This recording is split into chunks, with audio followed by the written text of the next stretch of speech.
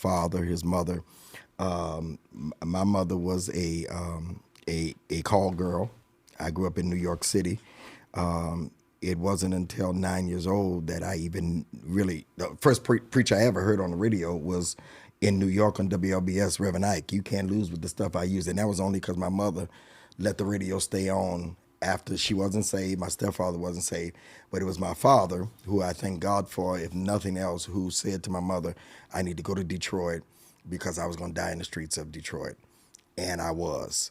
And it was when I got to Mackin French Road to little wooden house that I grew up in on the east side of Detroit, that I met Reverend Ananias Davis and First Lady Davis, pastor of the Welcome Baptist Church, Welcome Missionary Baptist Church. Missionary. And church wasn't an option. I met God at 9.5 years old. And as far as ministry, I ran from it. I was a junior deacon. I would sit in the deacon board meetings and watch my grandfather go through hell with the deacons. It was a deacon church. Pastor Well don't know about that. It was a deacon's church. It was a deacon's church, and so I watched him. I said, I don't want to do that.